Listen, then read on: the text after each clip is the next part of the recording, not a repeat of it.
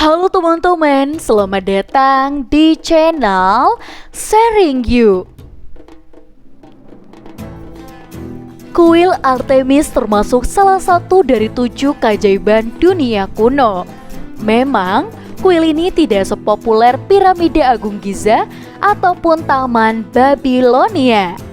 Di masa lalu, sebelum kuil Artemis direduksi menjadi reruntuhan, itu adalah karya arsitektur Yunani yang sangat besar, lengkap dengan ukiran besar dan bahkan lebih besar dari Parthenon di Athena, dan bisa dibilang menjadi yang paling populer dan luar biasa dari 7 keajaiban dunia kuno.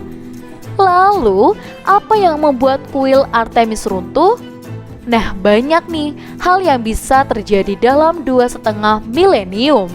Inilah fakta tak terduga dari kuil Artemis. Yang pertama, kuil ini dipersembahkan untuk Artemis versi berbeda, bukan versi Yunani. Dewi Yunani Artemis adalah dewi perawan perburuan hutan, binatang, dan sejenisnya. Biasanya itulah yang kebanyakan orang pikirkan ketika nama Artemis muncul. Jadi masuk akal jika ini adalah kuil untuk dewi itu. Anehnya, meskipun didirikan oleh orang Yunani, Efesus terletak di Asia Kecil, khususnya di tempat yang sekarang disebut Turki.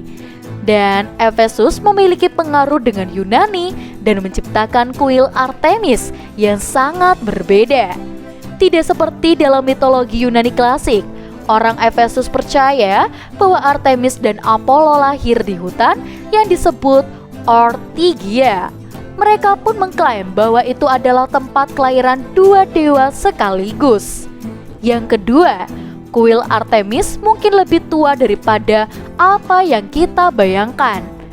Jika kalian mencari gambar kuil Artemis, kalian mungkin menemukan beberapa seni konseptual yang menampilkan jenis kuil Yunani klasik. Ya, seperti mawar putih, tiang-tiang yang indah, ukiran pahlawan mitologis, atau singkatnya Parthenon. Legenda mengatakan bahwa sebelum pembangunan kuil Artemis yang megah pada abad ke-6 sebelum Masehi, kuil lain berdiri di area yang sama. Dan kuil itu mungkin telah dihancurkan sekitar abad ke-7 sebelum Masehi dalam bencana banjir yang besar.